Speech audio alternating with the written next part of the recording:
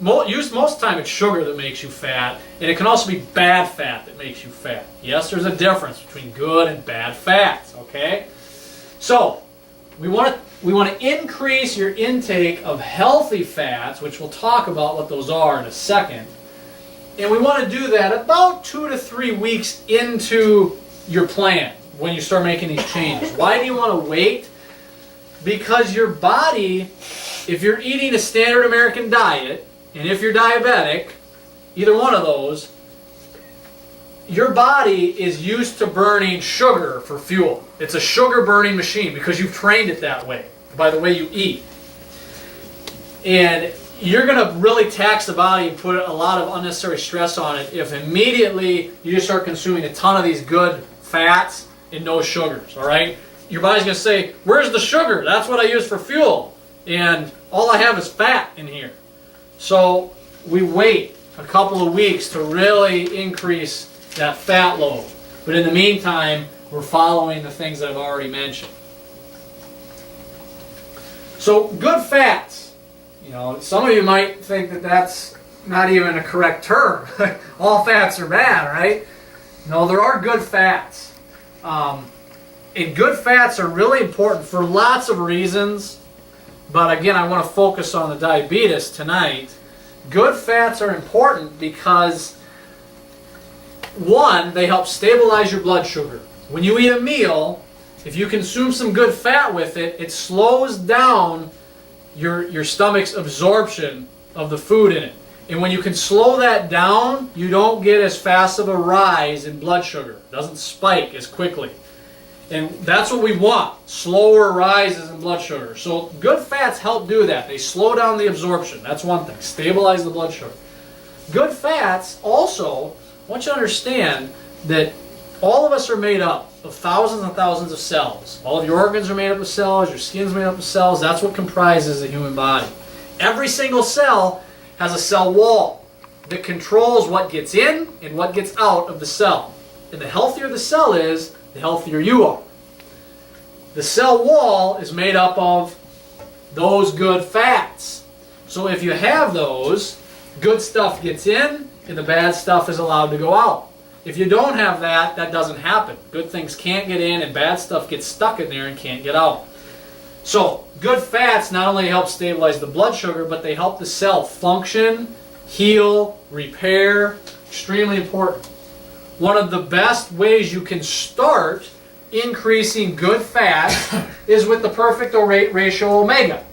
And again, the more things you listen to me talk to, the more you're going to see this come up because it's good for many, many things. And the list isn't too extensive to even list as far as all the benefits of omega fatty acids. I've listed a few here for you just to give you an idea of the wide range of health benefits they give you. But the main one I want to focus on, since it's a talk about reversing diabetes, again, remember, help stabilize the blood sugar.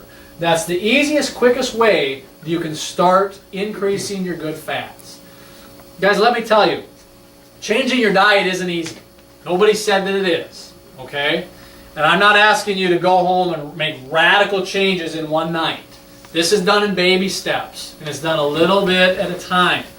But you can't do it if you don't know what to do. And you can't do it, you won't do it if you don't care. So you have to learn what to do and then you have to care. One of the easiest things to do when you're trying to slowly change your diet and your habits is to add some good things to your diet instead of taking things that you love away. Okay? So what I mean by that is if every night you go home and you have an entire pizza, what I'm asking you to do, start increasing your take of omega fatty acids. Add that to your diet. I'm going to ask you to maybe add a few vegetables to that. Okay, have some broccoli or spinach salad with that. You can still have your pizza for the time being, but guess what? Maybe you won't be hungry for the entire thing if you also took your omega fatty acids and you took your spinach salad and your broccoli. Maybe you only eat half the pizza. Okay, are you with me here? You see how the pizza isn't healthy, but that's a better choice. You're shifting things in the right direction. So the easiest thing to do is to add things to your diet. That's a really easy thing to add. So what are our keys to beating diabetes? I want you to remember 3 basic changes. We want to remove the bad fats, replacing them with the good fats. So what are bad fats? Bad fats are trans fats, hydrogenated oils, which basically are the exact same thing as trans fats. Marketing just uses it as a different term so they can hide it in the ingredients without you thinking you're buying a bad product. So trans fats, hydrogenated oils, all the vegetable oils. What are good fats? Good fats, again, the omegas that I just showed you, the omega-3s, the omega-6s, flaxseed oil,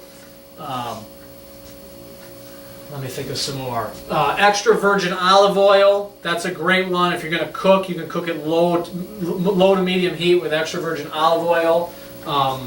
Coconut oil, the best thing to cook with at high heat. That's a great fat. It's a good fat.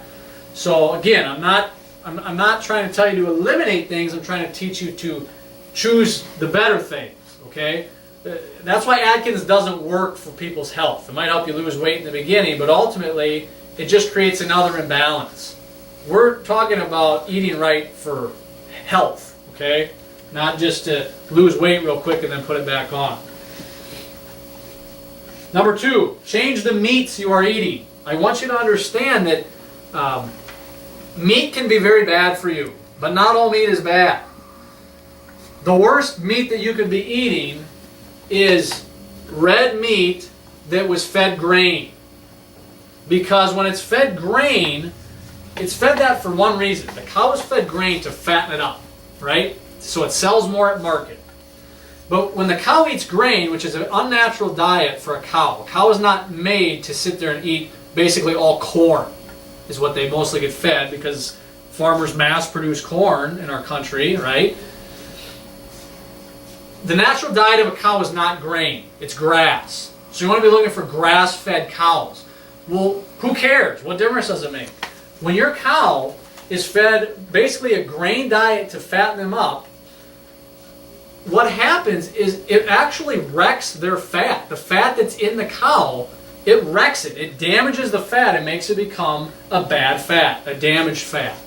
And so when we talk about bad fats, if you're eating red meat that came from a grain-fed cow, there's bad fat in that you want to eliminate. Now, if you go with a grass-fed cow that eats its natural diet, it has very healthy fat in it. It has not been damaged. There's a big difference. I want you guys to work on getting over the idea that fat is bad. Good fat is great. Bad fat is horrible. So if you eat red meat from a cow that's grass-fed, that's a healthy fat. We're trying to increase that. Okay? Another good choice is fish. Salmon is a great choice. That has very healthy fat in it. You've probably heard of fish oil. That's a very healthy fat.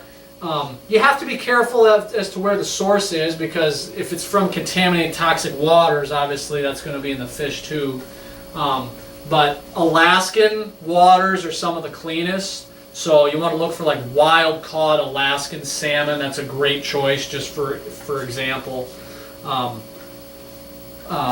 And the list it goes on and on as far as what's bad, what's good, right? And I'm not here to talk about all those tonight. I want to keep it short. I want you to understand that if you're sitting there thinking, this is overwhelming, or I don't know what to eat, like you've told me everything that I eat is on the list of what not to eat, if that's what you're thinking, that's where this book comes in, okay? This book is what we use in the office that teaches you, it tells you what you can eat. So if you're sitting there thinking, what can I eat? The answers are in here. There's hundreds of recipes for all kinds of things that you can eat in there. What you need to do is get the book and start shopping based on those recipes and cooking those meals, because they will guide you towards these principles. Without it, we're lost, right? We go home and we thought, wow, it was a good, powerful talk, and he had great information, but I don't know where to start. I don't know what to do, right? We've got to take an action step. We've got to do something or it doesn't do any good. Number 3, remove all sugar from your diet. I think we've covered that one quite a bit. So those are the 3 basic things I want you to take from this, as far as what do we need to start doing. So where does the sugar come from? If you're going to eliminate sugar, it's important for you to know and understand what the sources are, because majority of it isn't obvious, okay? The first one probably is. You guys probably realize we consume a lot of sugar in soft drinks, which we do. About a third of all the sugar that Americans consume is in our soda. So stop drinking that, okay? Some of you might think, well, I opt for diet soda. I'm not going to get into that. That's probably going to be an entirely different talk. But just hear me when I say this. Diet soda is horrible for you.